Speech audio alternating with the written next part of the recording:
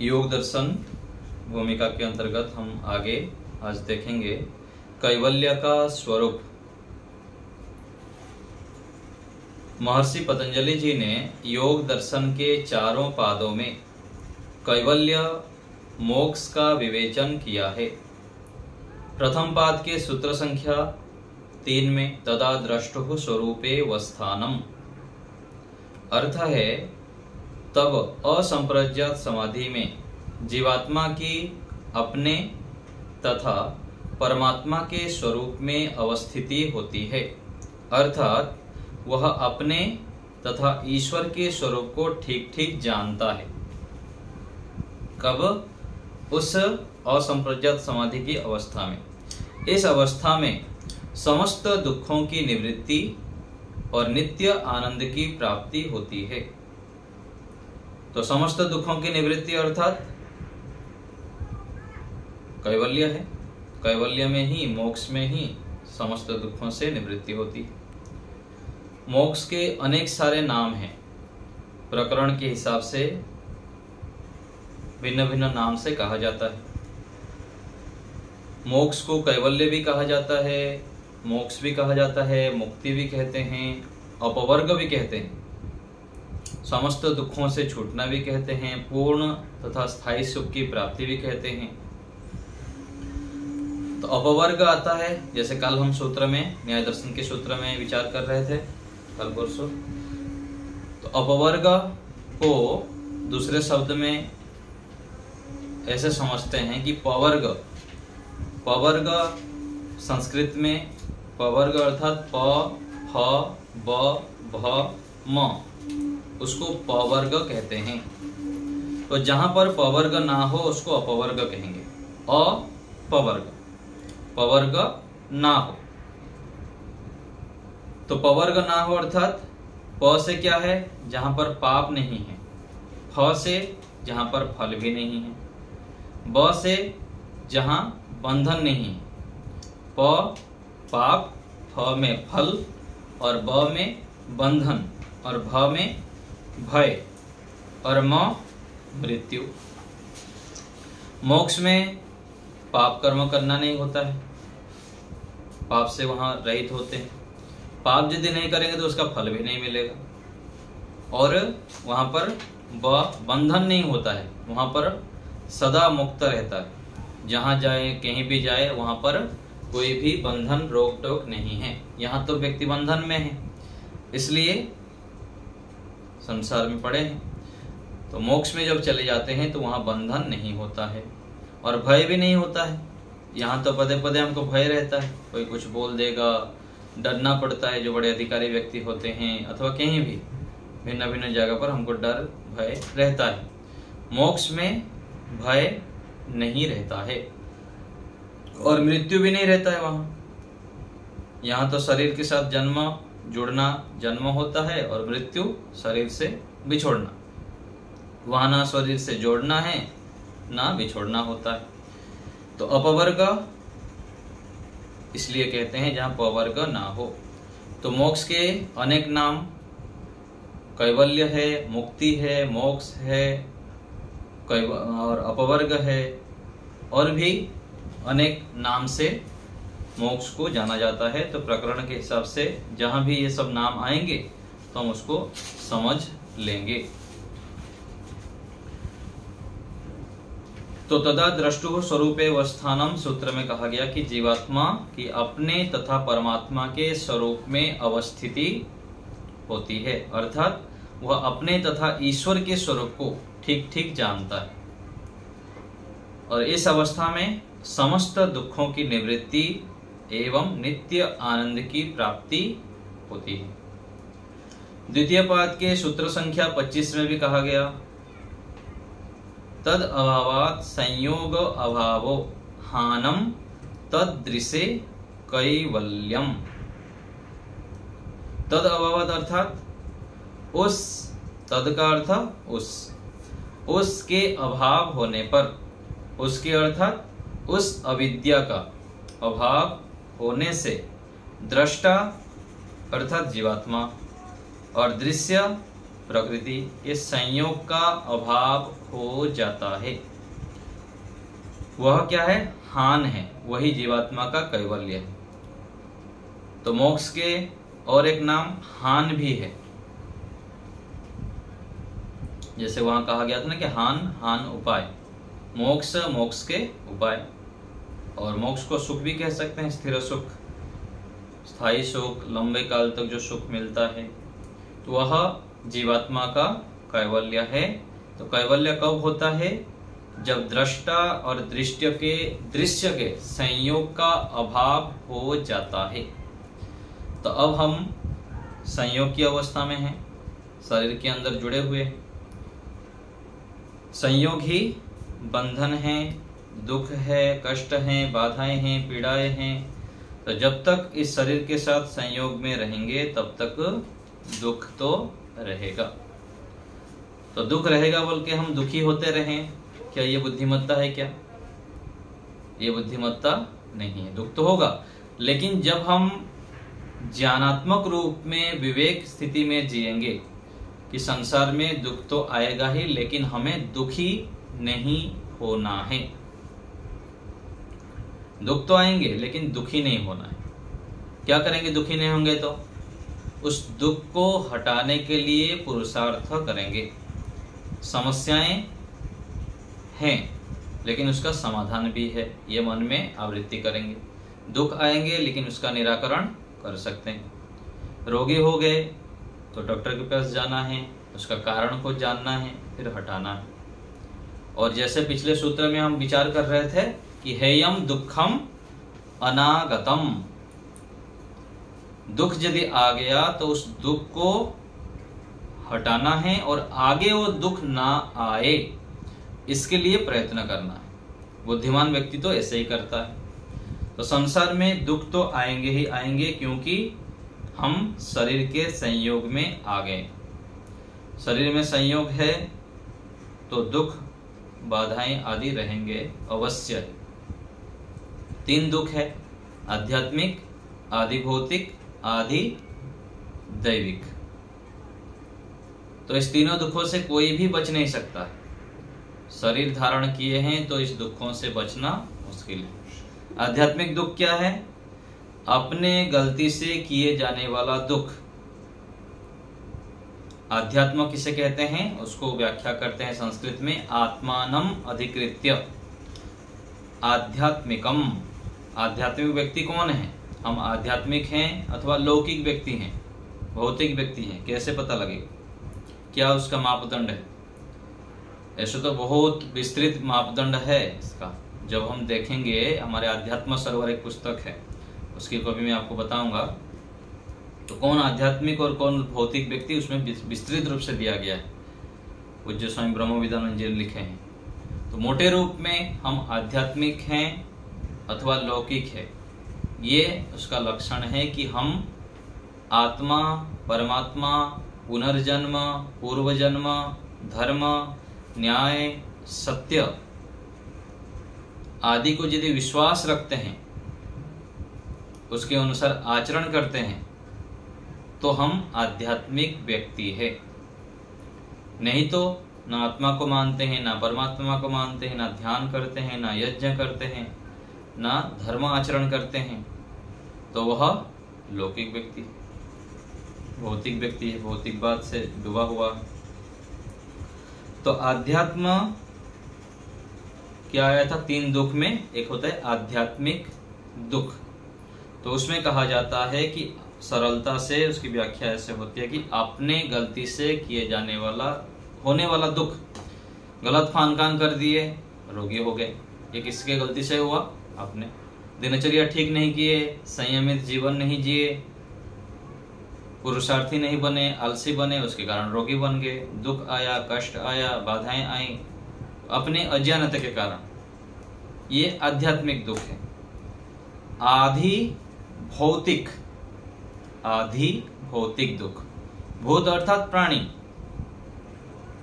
दूसरे प्राणियों से होने वाले दुख को कहेंगे आधि भौतिक दुख।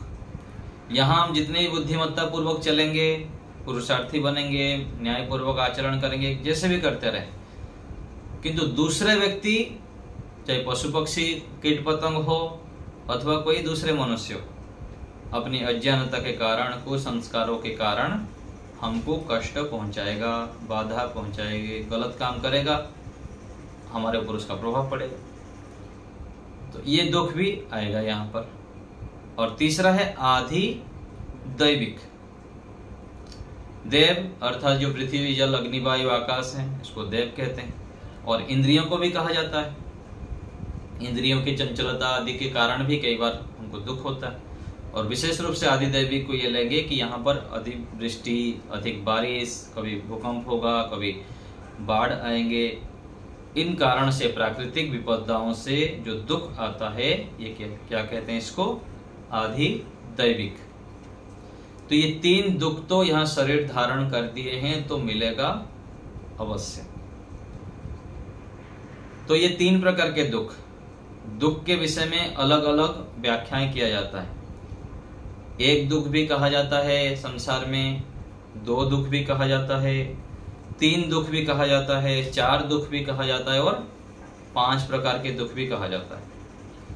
एक प्रकार के दुख जब कहेंगे तो सारे जितने भी दुख मिलता है किसी भी प्रकार से हमको उसको दुख के कैटेगरी में ले लेंगे, वो दुख हो गया एक प्रकार का। 2 प्रकार का दुख करेंगे तो एक शारीरिक दुख, एक मानसिक दुख।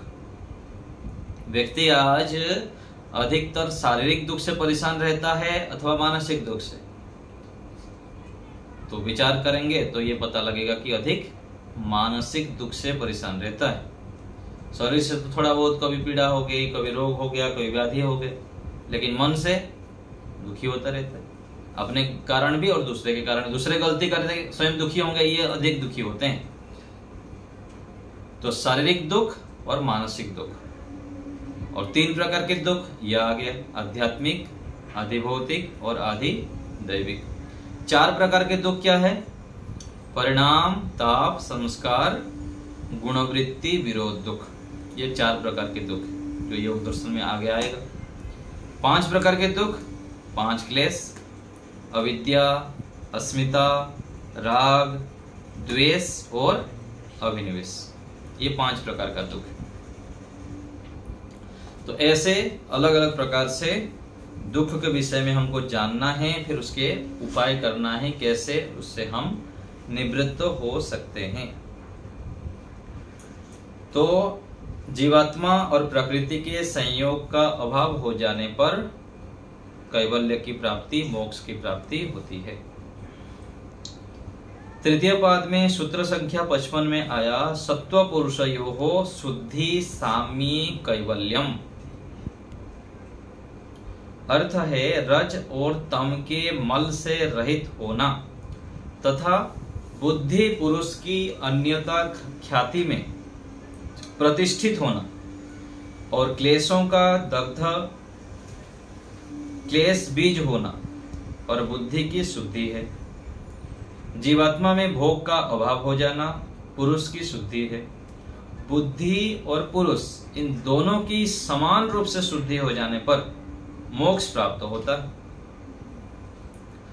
तो ये जो आया था ना कि संस्कार बुद्धि में भी रहते हैं और पुरुष में भी, जीवात्मा में भी, दोनों का समान शुद्धि जरूरत है। तो एक परत जो होता है ना, फोटोकॉपी हम करते हैं, तो एक तो ओरिजिनल कॉपी होता है और जो डुप्लीकेट है और उसमें उसी में वही चीज रहता है।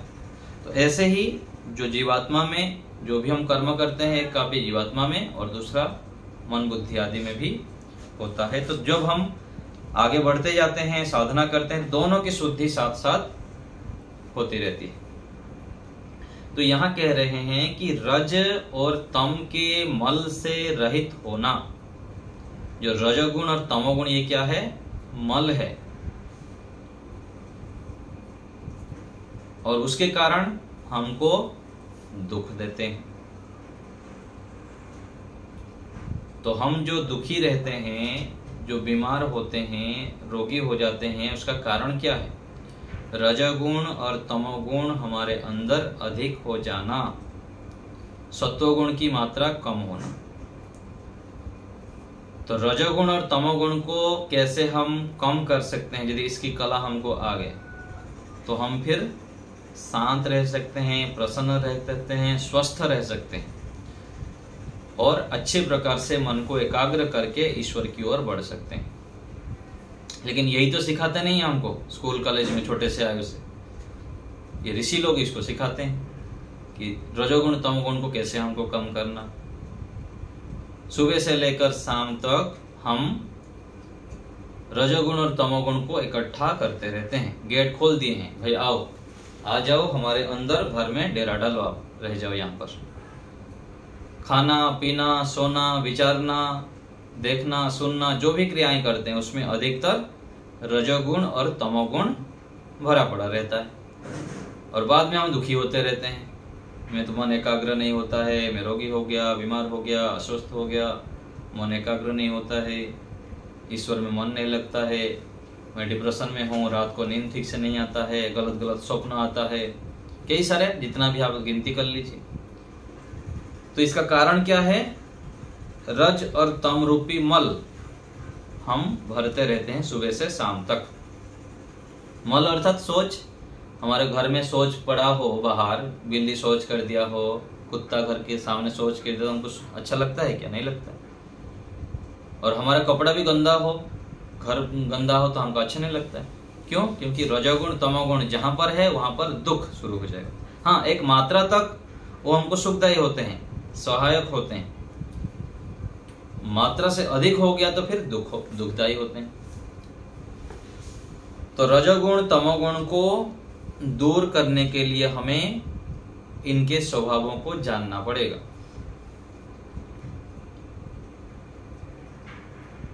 व्यायाम, प्राणायाम, ध्यान, यज्ञ, सात्विक विचार, सकारात्मक चिंतन, ये सब क्या है? सत्वगुण के साधन है। और सकारात्मक चिंतन यदि नहीं होगा, गुण दर्शन नहीं होगा, तो फिर रजोगुण तमोगुण आ जाएंगे। और विशेष रूप से आहार जो हम खाते हैं, खाते समय जो खाना बनाने वाला है उसका सोच कैसा है, खाना परोसने वाला उसका सोच कैसा है, और खाते समय हमारा विचार क्या है। खा तो रहे हैं भोजन और विचार इधर उधर का कर रहे हैं।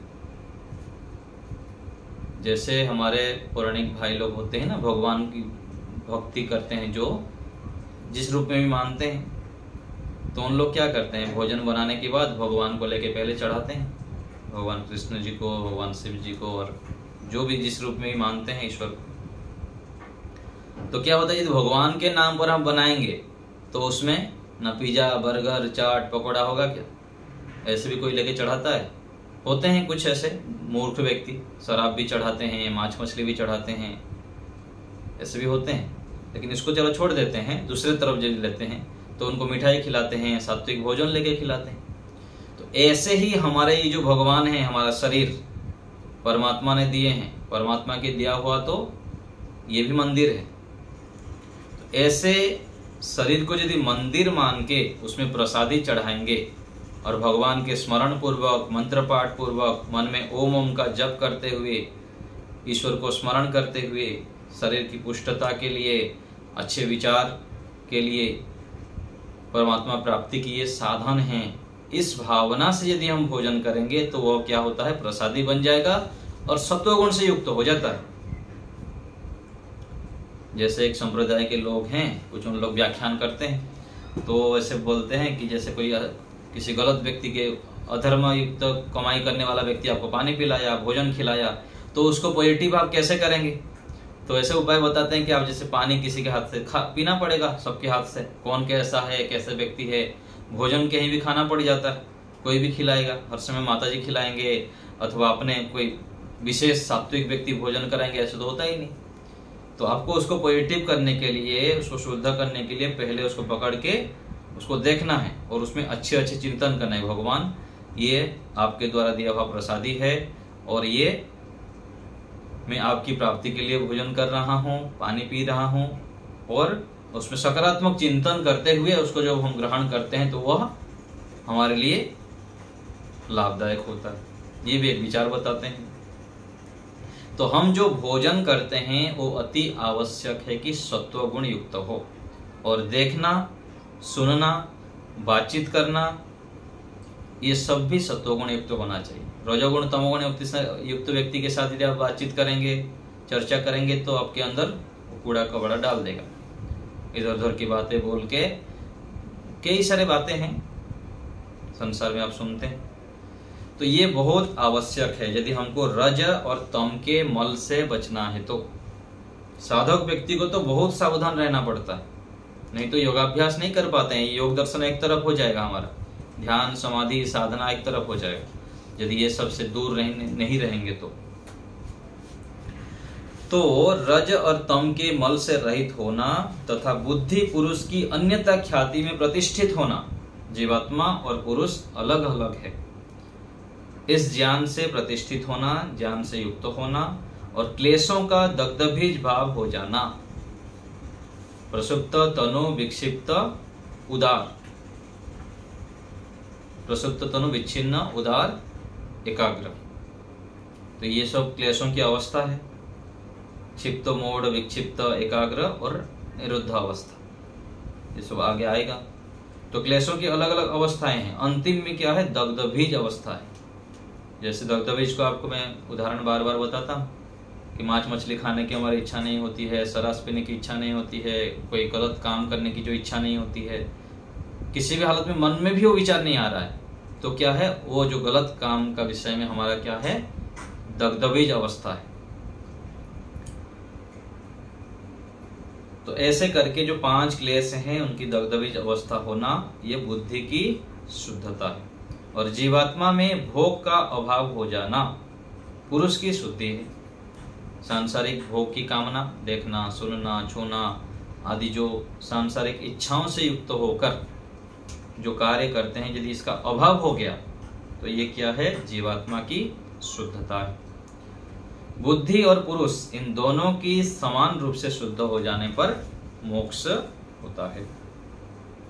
चतुर्थ पाद में दिया है सूत्र संख्या 34 में दिया है पुरुषार्थ शून्यानाम गुणानाम प्रतिप्रसवः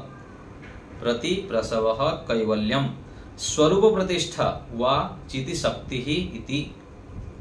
अर्थ है भोग और अपवर्ग, प्रयोजन से रहित चित्त आदि कार्य रूप गुणों का अपने कारण में लीन हो जाना, अथवा सब क्लेशों से सर्वथा छूटकर जीवात्मा का अपने तथा ईश्वर के स्वरूप को ठीक ठीक जानकर, अपने स्वरूप को भी और ईश्वर के स्वरूप को जानकर ईश्वर के स्वरूप में अवस्थित हो जाना, अपने स्वरूप में और जीवात्मा के स्वरूप में अवस्थित हो जाना मोक्ष है। तो मोक्ष अति आवश्यक है, सबको जरूरी है, सब लोग चाहते भी हैं, प्रयास कितना करते हैं वो अलग बात है, लेकिन हम जो सुबह उठ के रात तक कार्य करते हैं उसके पीछे जी देखा जाएगा तो हम क्या चाहते हैं? सुख चाहते हैं, दुखों से छूटना चाहते हैं। कहाँ मिलेगा सुख वो अलग बात है, हम कितना प्रयत्न कर रहे हैं, उसकी ओर कितना बढ़ रहे हैं, लेकिन हमारा मूल उद्देश्य तो वही रहता है कि हमको दुखों से छूटना है।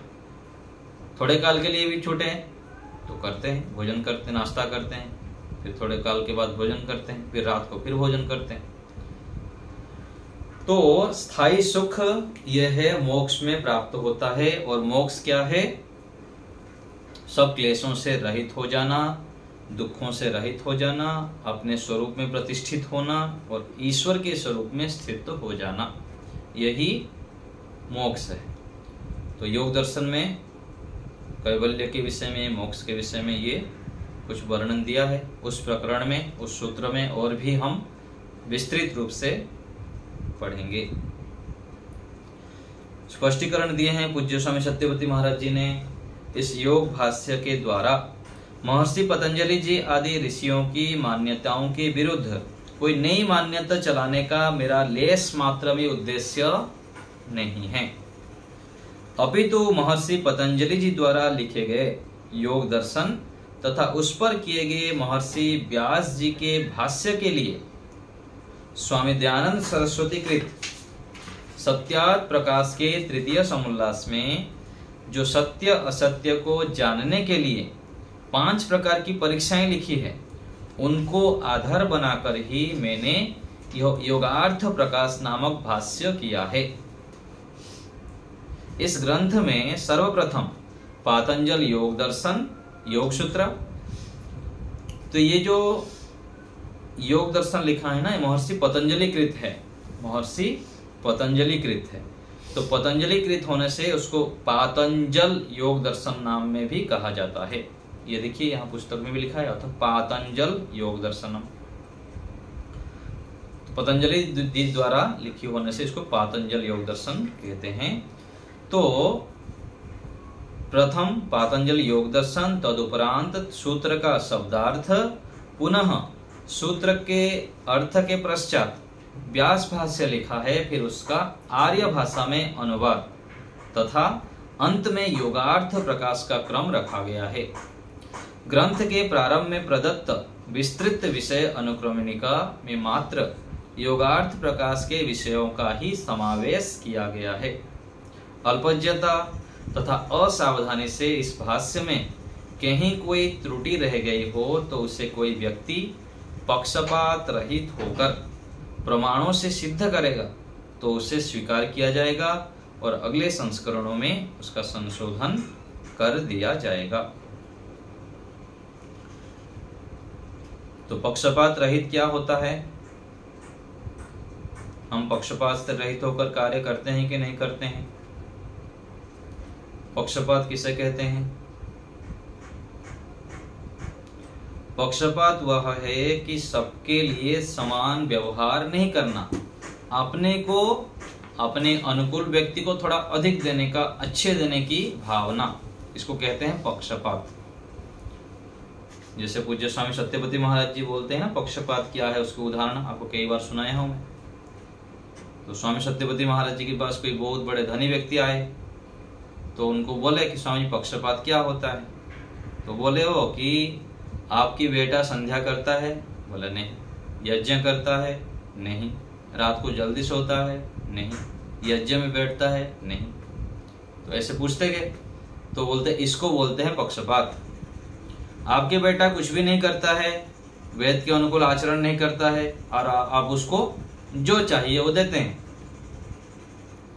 जितना भी आवश्यकता हो उसकी सारे मनोकामनाएं पूर्ण करते हैं। और दूसरे तरफ जो ब्रह्मचारी लोग गुरुकुल में तपस्या करते हैं, सारी चीजें करते हैं और उनके लिए आप कुछ सहयोग नहीं करते हैं, अथवा जितना करना चाहिए उतना नहीं करते हैं।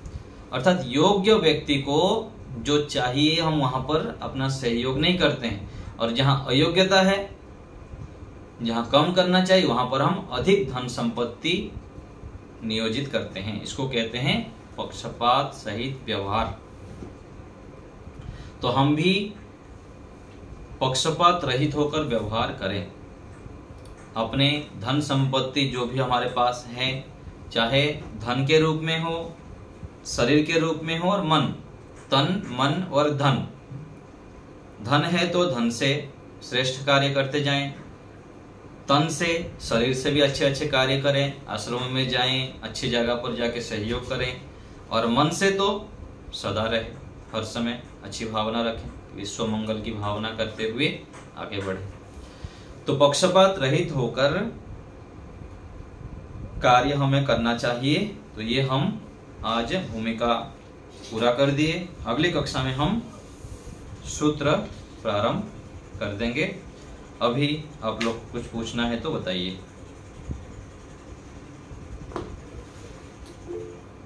मीना माता जी बोलिए।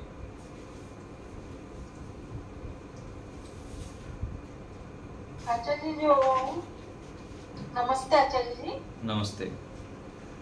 भोग और अपकर्म प्रयोजन से चित्तादि कार्य रूप गुणों में अपने कारण में लीन हो जाना अथवा सब क्लेशों से सर्वथा छूटकर जीवात्मा का अपने तथा ईश्वर के स्वरूप को ठीक ठीक जानकर अपने और ईश्वर के स्वरूप में अवस्थित हो जाना मोक्ष है। इसको विस्तार से बताएं।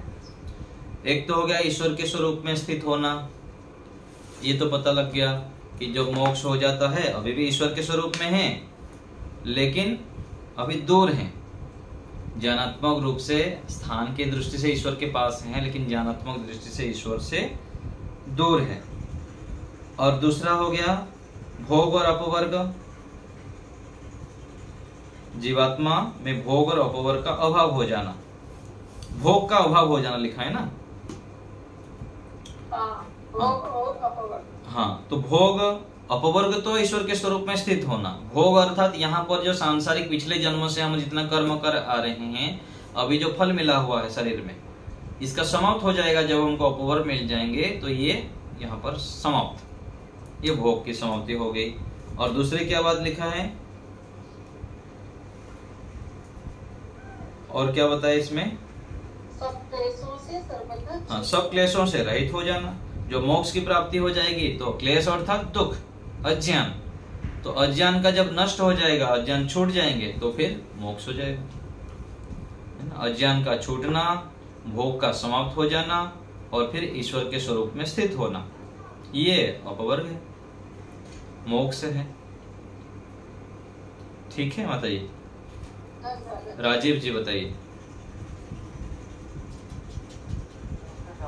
नमस्ते जी। मेरा प्रश्न था, जो जीवात्मा है वो असीमित है, तो उसका कोई संख्या है या फिर कोई संख्या? हमारे दृष्टि से तो असीमित है, परमात्मा की दृष्टि से सीमित है।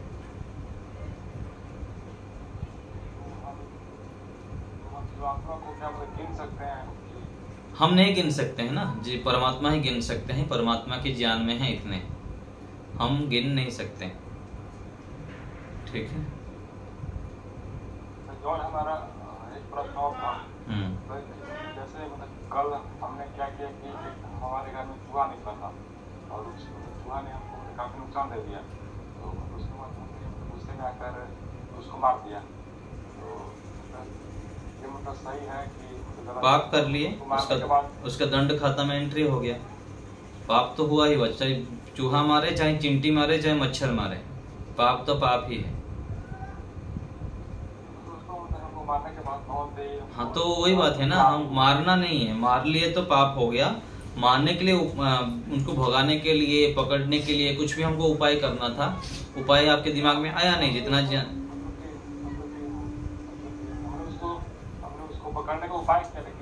वही बता रहा हूँ ना, उपाय करते करते मर गया मतलब पाप हो गया। ये सीधा रूप से समझिए, हमारे से चाहे चींटी भी मर गया तो पाप है, ये हमको स्वीकार करना पड़ेगा। और आगे उसके उपाय क्या किया जा सकता है, मरे ना, ये हम सोच सकते हैं। अभी जो हो गया हेयम दुखम अनागतम, अनागत जो पीछे हो गया वो तो गया, आगे अनागतम जो आया नहीं है उसके लिए हमको उपाय करना है। चाहे सांप भी घुस गया तो उसको भी भगाने का उपाय करना पड़ेगा। हम तो कितने सारे सांप पकड़ के लाके दूर लेके छोड़ के आते हैं, और चूहा भी बहुत घूमते हैं, अब उसको मारते नहीं है, उसका उपाय कर रहे हैं। नहीं, वही बता रहा हूँ ना, नुकसान जहां पर होगा उसको मारना भी पड़ता है। जैसे देश के बाहर बॉर्डर में आएगा, पहले हम सुरक्षा रखते हैं, सुरक्षा रखते रखते यदि वो मानेगा नहीं तो उसको मारना पड़ता है। वो तो आप मार लिए, मच्छर भी मारना पड़ता है। पहले उपाय करना चाहिए कि उससे बचाव के लिए अधिक से अधिक प्रयास करना चाहिए। यदि करते करते अधिक फिर हो जाएगा तो वहां पर फिर देखा जाएगा, यदि किए तो फिर उसका दंड तो भोगना पड़ेगा। ठीक है ना।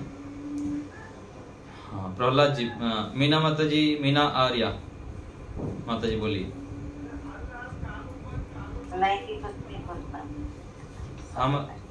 हाँ जी माता जी। ये आध्यात्मिक और आदि भौतिक तीनों में बताइए कि इनसे कैसे बचा जाए, इन दुखों से कैसे बचा जाए। जितना जितना ज्ञान प्राप्त करेंगे, सत्संग करेंगे, परोपकार करेंगे, यज्ञ आदि करेंगे, तो जितना हम आगे ये सब अच्छे का अच्छे कार्य करते जाएंगे, हमारे ज्ञान का स्तर बढ़ जाएगा। ज्ञान से ही सुख और अज्ञान से ही दुख। जितना ज्ञान का स्तर बढ़ेगा तो हमको रितंभरा प्रज्ञा बुद्धि, विवेकज बुद्धि प्राप्त होंगे, और उस बुद्धि के माध्यम से हमको क्या करना, कैसे कैसे उपाय है, नया नया आइडियाज, जो प्रेरणा है ईश्वर की कृपा से, वो प्राप्त होंगे। ऐसे तो मिलता ही रहता है ज्ञान, लेकिन हम उसको ग्रहण नहीं कर पा रहे, पात्र हम नहीं बन पा रहे। और ज्ञान जब बढ़ जाता है तो उसको फिर सहन करने का, उसको टालने का उपाय हमारे पास आ जाता है, फिर ऐसे बच सकते हैं। प्रहलाद जी बताइए। जी नमस्ते गुरु जी। नमस्ते गुरु। ये जो महानुभाव ने बताया कि उसने चूहे को मार डाला, तो फिर क्या भगवान श्री ईश्वर जी हम लोग की चूहा बनाएंगे इसने मारा है? नहीं, ऐसा नहीं होता है। कल हमारी चर्चा चल रही थी ना कर्म फल के विषय में, कौन सा फल किस प्रकार से देना हमारे हाथ में नहीं है, ठीक है। तो मान लीजिए एक चूहा मार दिए, लोग मार देते हैं, पता ही नहीं लगता हम गलत काम कर रहे हैं, उनको पता भी लगा कि हाँ गलत हुआ, फिर आगे उसके लिए सावधान रहेंगे, सतर्क रहेंगे। तो एक गलत काम हो गया तो उसके बदले में हम अधिक से अधिक पुण्य काम जब कर लेते हैं ना, इसका तो दंड मिलता ही है, लेकिन पुण्य की मात्रा बहुत जब शिखर पर पहुंच जाता है तो उसका परिणाम स्वरूप फिर मोक्ष मिल जाता है। और ये जानबूझकर यदि करते हैं उसका दंड तो मिलेगा, लेकिन ईश्वर देखेंगे कि हमारे अंदर क्या है, किस भावना से हम कर रहे हैं, है ना। तो होता है कि एक तो होता है कि जानबूझकर मारना, और दूसरा है कि प्रयत्न करते करते करते हमको उस प्रकार से ज्ञान नहीं है, फिर वहां पर करना ही पड़ा। तो परमात्मा देखेंगे कि व्यक्ति की भावना किस रूप से है, उसी आधार पर फिर दंड देंगे। और उसके बदले में वो यदि बहुत अच्छे कार्य कर लेता है तो भी अच्छे फिर मिल जाएगा परिणाम। तो हम ऋषि लिखते हैं कि भाष्य में लिखा है, यहाँ आएगा न अनुपहत्य भूतानाम प्राणिनाम जीवनम संभवति, ऐसे कुछ पंक्तियां आएंगे कि बिना हिंसा के यहाँ जीवन संभव नहीं। हिंसा तो होगा ही होगा, यदि प्राण हम श्वास भी ले रहे हैं तो हिंसा हो रही है, सूक्ष्म ये। लेकिन इसके लिए उपाय बता दिए वेदों में, अधिक से अधिक धर्मयुक्त कार्य करो, परोपकार करो, न्याययुक्त कार्य करो, ईमानदारी से कार्य करो, तो फिर पुण्य की मात्रा बहुत बढ़ जाएगी। इसलिए बड़ा बड़ा यज्ञ करो, जहां भी हम कार्य करते हैं ईमानदारी पूर्वक करो, ठीक है। जी जी धन्यवाद। प्रेम कुमार जी, सचदेवा साहब बोलिए। नमस्ते आचार्य जी। नमस्ते। ये सूत्र संख्या 55 में राजभाग काम के मल से रहित होना, बुद्धि व पुरुष की अन्यथा ख्याति में प्रतिष्ठित होना, इसका क्या मतलब है जी? बुद्धि व पुरुष की अन्यथा ख्याति। अन्यथा ख्याति में बुद्धि और पुरुष की अन्यथा ख्याति अर्थात ज्ञान पृथक पृथक है, इस ज्ञान को जान लेना। ख्याति अर्थात ज्ञान, अन्यथा अर्थात दोनों अलग है। अभी जो हमारे व्यवहार हो रही है वो जुड़ के है कि ये मेरा है। ये जो भोजन कर रहे हैं हम, शरीर की थोड़ा हानि हो गई तो सोचते हैं कि मेरे हानि हो गई। भोजन खा रहे हैं, हलवा थोड़ा अधिक खा ले तो लगता है कि मैं थोड़ा बढ़ गया। धन थोड़ा हमारा बढ़ जाता है तो सोचते हैं कि मैं बढ़ गया। ये क्या है? एकता ख्याति, दोनों को एक मान के चल रहे हैं। और जब अलग अलग हो जाएगा तो उस समय लगे कि हाँ धन भी मेरे पास है, अधिक है, बल भी है, ज्ञान भी है, लेकिन ये साधन रूप में है, मैं अलग हूं, ये सब अलग है मेरे से। ये निश्चयात्मक ज्ञान हो जाना इसके विषय में। सामान्य रूप से तो ज्ञान है, पढ़ते हैं, सुनते हैं, देखते हैं, व्यवहार करते हैं, लेकिन इसके विषय में निश्चयात्मक ज्ञान, ये अन्यथा ख्याति है। दूसरा आपने अभी जो बताया था जी, जो लास्ट का 24वां है, वो और अपवर्ग प्रयोजन से रहित चित्त आदि कार्य रूप गुणों का अपने कारण में लीन हो जाना, ये दोनों का लिखा है। हाँ, अपवर्ग का इस रूप में लिखेंगे। देखिए, अपवर्ग जो जीवन मुक्त अवस्था है ना, जीवन मुक्त अवस्था में वो व्यक्ति की अपवर्ग तो मिल ही गया। अच्छा, अपवर्ग का मतलब यहाँ मोक्ष।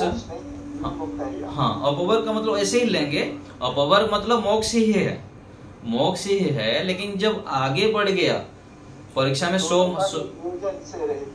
हाँ, प्रयोजन मतलब प्रयोजन से रहित। हाँ जी, हाँ जी, कार्य में लीन हो जाना। जब प्रयोजन से रहित हो जाएगा मतलब जो प्राप्त हो गया, तो प्राप्त होने के बाद जैसे 100 से 100 मिल ही गया, तो आगे फिर उसको क्या, पर 101 थोड़ी मिलने वाला है हमको। तो 100 मार्क हो गया जब परीक्षा में, तो फिर वो निश्चिंत रह जाता है। अच्छा। हाँ, तो उस स्थिति का मुझको तो यही समझ में आ रहा है यहाँ पर। उस समय जब उस स्थिति बन जाएगी तो फिर वो कार्य प्रयोजन समाप्त हो गया, तो फिर ईश्वर के आनंद में स्थित हो जाता है। अच्छा। हाँ, प्रतिमा माता जी बोलिए। हाँ आचार्य जी, वो मच्छर और चूहा वो दोनों तो हम लोग को हानि पहुंचता है, तो हम मारने से क्या हमको 100% पाप लगेगा? वो तो कितना प्रतिशत लगेगा आपकी अपना भावना के ऊपर है, किस सोच में आप कर रहे हैं। 90 मिलेगा, 100 मिलेगा, 10% मिलेगा, वो तो परमात्मा की न्याय व्यवस्था में ईश्वर को ही पता है। लेकिन हमारे जो सामान्य रूप से हम विचार करेंगे तो अधिक से अधिक प्रयास करें कि उनसे बचाव किया जाए। हमारे घर के अंदर घुसे ही ना, घुस भी गए तो जाली डाले, जाली ना हो तो और कोई उपाय करिए। किसी भी उपाय से उनको पकड़ना है, लेके बाहर छोड़ना है। मारने से बचें। यदि मारेंगे तो दंड तो मिलेगा ही मिलेगा। और किस स्थिति में मार रहे हैं, क्या है, क्या आपकी भावना है, वो फिर परमात्मा देखेंगे, उसके आधार पर देंगे। 10 देंगे, 5 देंगे, 15 देंगे, वो ईश्वर ही जानते हैं। वो तो कपूस तो ज्यादा तंग कर रहे हैं ना घर में, इसलिए तो परमात्मा ने बुद्धि दी है ना माता जी। बुद्धि का प्रयोग करना है। स्वयं से नहीं हो रहा है तो दूसरे से आइडिया लीजिए।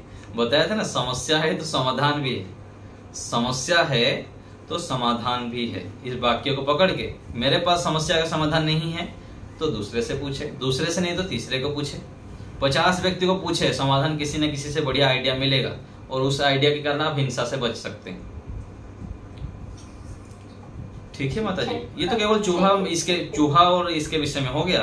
बाकी सभी जगह पर समस्या कहीं पर भी है, रोग के विषय में, जीवन की, परिवार की कोई भी समस्या हो, किसी भी प्रकार से, बिजनेस से लेकर कोई भी समस्या हो तो उसके समाधान है। उसके एक्सपर्ट को पूछिए, कोई जानकार हो पूछिए, 1, 2, 4, 10, 100 को पूछिए, समस्या किसी ना किसी के पास भी मिलेगा ही मिलेगा। सविता माता जी बताइए।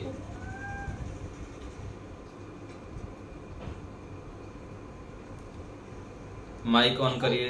हाँ जी आचार्य जी प्रणाम। आचार्य जी, आपने कहा कि जैसे जैसे अपना ज्ञान बढ़ता जाता है, हम ईश्वर से जुड़ते जाते हैं तो दुख कम होते जाएंगे। हाँ माता जी। तो आदि दैविक कैसे कम होंगे? आदि पर चलो भौतिक कम हो जाएंगे और ये हो जाएंगे, आदि दैविक माता जी ऐसे ठीक होंगे ना। हम इस ऐसे जगह पर रहेंगे जहाँ पर भूकंप नहीं होगा, जहाँ पर तूफान कम होते हैं, जहाँ पर ठंड कम मिलते हैं, और ऐसे जगह पर निवास करेंगे। घर भी ऐसे ही बनाएंगे कि भूकंप आदि से बच पाएंगे। इस प्रकार से व्यक्ति जहाँ पर बाढ़ होता है, तूफान होता है, बार बार बाढ़ आता है, जो हमारे समुद्र के तट पर रहता है, वो क्या अजंता कारण तो रहता है। वो व्यक्ति फिर बुद्धि उस प्रकार से प्रयोग करेगा कि इस जगह पर अधिक बाढ़ नहीं है, तूफान नहीं है, समुद्र के प्रभाव नहीं आएगा, अधिक ठंड नहीं होंगे, तो फिर बचाव करते हुए अच्छे जगह का चयन करेगा। और बुद्धिमत्ता पूर्वक इस प्रकार से परिवेश तैयार करेगा। और आपको बता दूं, जहाँ पर यज्ञ होता है, जहाँ पर वृक्ष अधिक होते हैं और ये सब कार्य होते हैं ना, वहां पर प्राकृतिक विपदाएं भी कम होते हैं। जहाँ पर पेड़ पौधे नहीं होते हैं, जहाँ पर विशेष यज्ञ नहीं होता है, तो फिर वहां पर अधिक पीड़ित होते हैं लोग। तो इस प्रकार से ज्ञान होगा तो होगा, मैं निषेध नहीं कर रहा, लेकिन कम से कम मिलेंगे। संसार में रहेंगे तो इन तीनों में से बच तो नहीं सकते हैं, लेकिन हम बच सकते हैं अधिक मात्रा में। ज्ञान का स्तर जिस प्रकार से अधिक होता जाएगा तो हम उससे बच पाएंगे। जैसे हमारे पूज्य स्वामी विवेकानंद जी महाराज, स्वामी जी देश भर में प्रचार करते हैं साल भर, तो बुद्धिमत्ता से करते हैं कि ठंड के दिन में हरियाणा, पंजाब इस एरिया में नहीं रहना है, गर्मी इलाका में रहना है, उधर हैदराबाद की ओर, इसकी ओर, है ना। और गर्मी के ऐसे कुछ बारिश की इलाका में इस एरिया में नहीं जाना है, गुजरात के एरिया में रहना है। तो ऐसे बुद्धिमत्ता से प्रचार करते हैं, तो इसमें तो बच जाते हैं ना आदि दैविक में से। ये आपने क्या बोला था? वाला सूत्र क्या बोला था? कौन सा माता जी? दुख आगे अनागतम। हाँ, हेयम दुखम अनागतम। हेयम जो अभी दुख है वो तो हो ही रहा है, अनागतम मतलब जो आया नहीं है, उस दुख को हम दूर कर सकते हैं। इसका मतलब ये है कि बुद्धिमत्ता पूर्वक तो मतलब आ चुका ना हे वाला तो। नहीं, हेयम अर्थात छोड़ने योग्य। अच्छा, ये हेयम मतलब जो है ना, हेय होता है ना दुख, हेय अर्थात दुख समझ लीजिए। जो दुख अभी आया नहीं है, अनागतम, अनागतम, आगतम मतलब आने वाला, अनागतम जो आया नहीं है, उस दुख से हम बच सकते हैं। अच्छा, मैं सोचिए है और स्वयं आने वाला का लॉन्ग या माने वो वाला नहीं, ऐसा नहीं है, ये पारिभाषिक शब्द है यह हेतु, हान, हान उपाय, हान अर्थात मोक्ष अथवा सुख, सुख के उपाय। पिछले प्रकरण में हम बहुत चर्चा किए थे पिछली कक्षाओं में, तो ये है। ठीक है, परमिला माता जी बोलिए। धन्यवाद। आचार्य जी नमस्ते। नमस्ते माता जी। ये जो द्वितीय पाद का सूत्र है, तद भावा संयोगा भावो आनम तद विषय कैवल्यम जी, इसके अर्थ में जो ये तो समझ आ गया कि अविद्या से जब हमारा अविद्या का नाश हो जाता है तो जीवात्मा और प्रकृति का के संयोग का अभाव, संयोग का अभाव का थोड़ा क्लियर कर दीजिए। जीवात्मा और प्रकृति के संयोग का अभाव, प्रकृति अर्थात हमारा शरीर, मन, बुद्धि और जितने भी सांसारिक पदार्थ ये प्रकृति है। ये जो शरीर है ना, ये प्रकृति है। शरीर के अंदर हम आ गए तो प्रकृति के साथ संयोग हो गया, जुड़ गए। शरीर से पृथक हुए तो प्रकृति से रहित, संसार के अंदर आ गए तो फिर बंधन में हो गया, संसार से बाहर निकले, संसार अर्थात शरीर से लेकर प्राकृतिक सभी संबंधों से रहित। तो ये संयोग का जब अभाव हो जाता है तो मोक्ष हो जाता है। अच्छा, मतलब जैसे मैंने वो सूत्र भी निकाल के देखा तो उसमें लिखा है दुखों की निवृत्ति और नित्य सुख की प्राप्ति। हाँ, यही है कैवल्य, मतलब वही है, नित्य सुख की प्राप्ति बोल दीजिए, दुखों की बोल दीजिए, अलग अलग शब्द से इसको कैवल्य को कहते हैं। कोई संयोग का अभाव, थोड़ा सा मतलब मेरे को क्लियर नहीं हो रहा था। संयोग का अभाव मतलब माता जी ये समझ लीजिए, संयोग मतलब जुड़ना, और प्रकृति अर्थात शरीर, इतना माने। पूरा संसार भी प्रकृति है और ये शरीर भी प्रकृति है। जीवात्मा का शरीर से अंदर आ जाना मतलब ये बंधन है, शरीर से अंदर निकल गया तो मोक्ष है। ठीक है ना। मानव शरीर में हमारे ये मनुष्य शरीर में रहे अथवा कोई भी पशु पक्षी के शरीर में रहे, बंधन। शीतल जी बताइए। नमस्ते आचार्य जी। नमस्ते। आचार्य जी, मैं आपसे ये कहना चाहती थी, अब जो मैं पुण्य कार्य करती हूँ, किसी की मदद करती हूँ, तो मैं ये सोच के करती हूँ जो जाने जाने मुझसे पाप हुए हैं वो शायद कम हो जाए। ये सकाम भावना है या निष्काम? कम हो जाए ये सकाम भावना हो गए, है ना। कम हो जाए ऐसे भावना करेंगे, प्रभु जो भी हो गया मुझको सद्बुद्धि दीजिए, मैं आपकी प्राप्ति के लिए कर रहा हूँ, मोक्ष की प्राप्ति के लिए कर रहा हूँ, आप में मेरा प्रेम बढ़े, और ऐसे भावना से जब युक्त होगा तो तब फिर निष्काम होगा ये। ठीक है ना। आपकी शब्द तो ठीक है, लेकिन वो कम हो जाए ये सब भावना करेंगे तो ये फिर सकाम हो गया। प्रभु ये जितने भी मैं कार्य कर रहा हूँ मैं गलत काम ना करूं, मेरे आप में प्रीति हो। पमिला माता जी थोड़ा म्यूट कर दीजिए। तो आप में ही मेरा प्रीति हो, मैं आपकी ओर बढ़ूं और मोक्ष की ओर बढ़ूं, मैं संसार की कामना से युक्त होकर ना करूं, ये भावना निष्काम है। ठीक है आचार्य जी, एक और प्रश्न और है मेरे मन में जी। जो मुस्लिम वर्ग के लोग हैं वो मांसाहार का प्रयोग करते हैं, उन्हें तो पता नहीं कि हम पाप कर रहे हैं, वो समझते हैं ये खाना हमारा धर्म है जी। तो ये शंका मेरे मन में, इसका मुझे उत्तर दें। तो उनको पाप लगेगा ना, अनजाने में भी करेंगे तब भी पाप लगेगा, जानबूझकर करिए। उन्हें तो लगता है ये हमारा धर्म है। उनको जो लगे और लगने का मतलब ये नहीं है, हमको लगेगा तो हम गलत काम करते रहेंगे तो उसका दंड तो मिलेगा। वैदिक सिद्धांत यह है कि जाने में अनजाने में कैसे भी कर्म करे उसका दंड तो मिलेगा, भयंकर दंड मिलेगा। आप बार बार बकरा काट के खाते तो आपको बकरा बना देंगे, हजारों बार आपको बकरा बनना पड़ेगा। हाँ, एक जैसे एक चूहा मार दिए, एक व्यक्ति मुझको मिले वहां पर हरियाणा में, वो बोले अच्छा जी मैं कितना पक्षियों को मार लिया, वो कबूतरों को, कितने सारे कबूतरों को मार दिया। व्यक्ति सो भी नहीं पाता है, उसको उसी का मन में ही चलता है, मैं इतना पाप कर दिया, इतना पाप कर दिया। तो पाप करेंगे तो उसका दंड तो भयंकर मिलेगा, भयंकर, बहुत अधिक। व्यक्ति यहाँ भी शांति से जी नहीं पाएगा जब तक जिंदगी जीवन रहेगा। यही तो समझ में नहीं आता है। वो तो आचार्य जी कभी पाप से छूट ही नहीं पाएंगे, क्योंकि उन्हें तो पता ही नहीं हम पाप कर रहे हैं। छूटेंगे क्यों नहीं छूटेंगे? दंड मिलने के बाद फिर छूटेंगे। पिटाई जब लगता है ना, भयंकर पिटाई जब लगता है तो बुद्धि ठिकाना आ जाता है। जैसे कोई बीड़ी सिगरेट पीता है, तंबाकू खाता है, खाते खाते कैंसर हो जाता है। कैंसर होगा तो छोड़ दिया, फिर से खाएगा, फिर से कैंसर होगा, है ना। ऐसे ठीक है 2-3 बार हो जाएगा कैंसर, फिर भयंकर स्थिति जब हो जाएगा, बहुत तिल मिलाएगा, फिर वो छोड़ देता है, फिर आ जाता है आध्यात्म मार्ग पर आ जाता है, फिर परमात्मा की शरण में पड़ता है।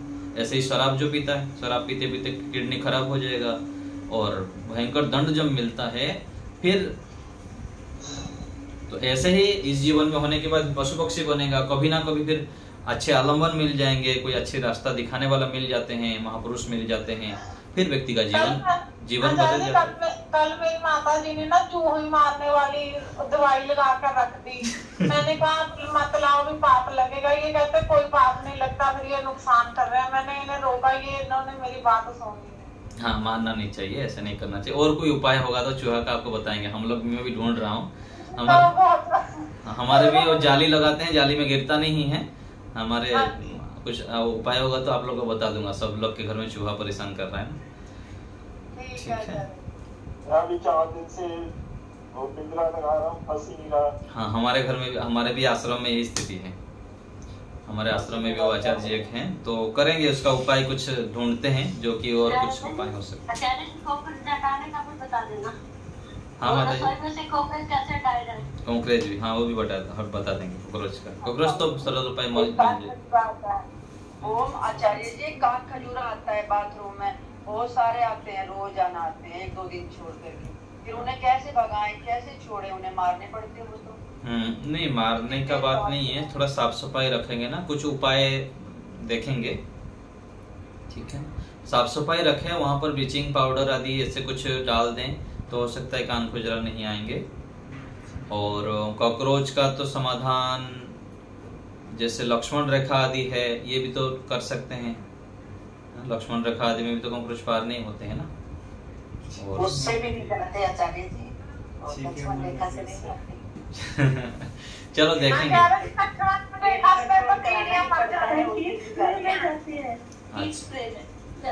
हीट में तो फिर मरने की संभावना है ना। आचार्य जी, कोरोना के लिए तो काढ़ा पीना पड़ता है, ये भी पाप है? नहीं, कोरोना के लिए काढ़ा पीते हैं तो वो पाप थोड़ी हुआ। अब तो आप तो अपने सुरक्षा की है ना, सुरक्षा जब कर रहे हैं तो उसमें पाप नहीं। खाते हैं, हाँ जी, मेडिसिन खाते हैं ये, और नहीं मेडिसिन खाना ये अलग बात है। सीधा सीधा हम जो प्राणियों को मारते हैं ना, ये अधिक पाप होता है। अपना बचाव करना, जीवन रक्षा के लिए तो ये होगा ही, बताए ना, हिंसा से हम रहित नहीं हो सकते हैं। लेकिन बाह्य रूप से प्राणियों को हम मारे ना, उसके लिए हम बचाव करें। किस उपाय से हम बचाव कर सकते हैं, उसके लिए अलग अलग उपाय करें तो हो जाएगा। यूट्यूब में भी अनेक उपाय बताते रहते हैं, उसका भी देखिए। और भी हमको कोई उपाय मिल जाएगा तो बताएंगे। ठीक है। और कोई अपनी सुरक्षा के लिए तो फिर कुछ करना पड़ता है ना, जैसे भाई मच्छर नहीं, सुरक्षा के लिए बताया ना, सुरक्षा तो करनी है, लेकिन कम से कम हिंसा हो। जितना कम हिंसा होगा उतना कम पाप लगेंगे। मैं सुरक्षा के लिए मना नहीं किया। सांप घुस गया तो अब सबसे पहले 100% पुरुषार्थ करना है कि सांप निकल जाए, निकलने वाला को बुलाइए, कुछ भी करें। हमारे एक नाग सांप घुस गया अभी करेले में कुछ महीने पहले अथवा अगले साल, तो जो सांप पकड़ने वाला उसको बुलाया, ले गया। तो प्रयास करें अपने ओर से कि अधिक से अधिक हिंसा ना हो। यदि अंतिम स्थिति में नहीं हो पाता है तो फिर वहां पर हिंसा होगा और पाप लगेगा। पाप से बचने का प्रयास करना चाहिए। परमात्मा ने बुद्धि दिए हैं, बुद्धि का हम जितना प्रयास करेंगे, पुरुषार्थ करेंगे तो उसका उपाय मिलेगा, हम पाप से बच पाएंगे। और पाप जितना होगा तो फिर हम दंड भोगना पड़ेगा हमको। तो इसीलिए हम ये चर्चा कर रहे हैं। बॉर्डर में हम आतंकवादी आक्रमण करेंगे तो आक्रमण करेंगे, बल्कि कर देगा, बल्कि हम बैठे थोड़ी रहेंगे। अपनी ओर सुरक्षा करनी है, जितना हो सके प्रयास बचाव का। अंतिम में जब उनके ओर से अटैक होगा तो फिर हमको भी करना पड़ता है। तो ऐसे ही मच्छरों का है, मच्छर के लिए प्रयास करेंगे। जो अंतिम में बहुत परेशान कर रहे, रात को नींद ही नहीं आ रही, तो वहां पर आराम से मार देना है। हिंसा भाग में नहीं, ऐसे करके नहीं मारना है। प्रेम से उनको धीरे से मार देना है ना, कि भाई चलो ठीक है। अंतिम स्थिति में फिर रात भर हमारी नींद खराब होंगे और कहाँ पर मच्छरों को पकड़ते जाएंगे। तो इस स्थिति में, उस स्थिति को देखिए, मानसिक हमारा ये क्या हो रहा है, उसी आधार पर हम परमात्मा हमको दंड देंगे। इसको समझिए, मन में हमारा क्या रह रहा है कि ये, हाँ, उस भावना रखना कि ये भी मेरी तरह आत्मा है, मैं जैसे आत्मा हूं ना, ये भी एक आत्मा है, ये मच्छर में भी है, चींटी में भी है, ये अपने आत्मा है और हमको मारने के अधिकार ईश्वर नहीं दिए हैं। यहाँ पर हमको जीने के, स्वयं भी जीना और दूसरे को भी जीने देना है। अंतिम स्थिति में हाँ, मारना उस समय है, जैसे आपको बताया, मच्छर अधिक परेशान कर रहा है, हम मच्छरदानी भी डाल दिए और कुछ कर लिए, अधिक मच्छर आ गए मच्छरदानी के अंदर अथवा घर के अंदर, तो उस स्थिति में फिर परेशान करेगा, सोने नहीं देगा। उस स्थिति में हमको प्रेम से मार देना है। तो उस हमारे भावना के आधार पर फिर दंड का ये होता है। तो ऐसे करके हमको सावधानी रखनी है। ठीक है, चलिए यही रखते हैं।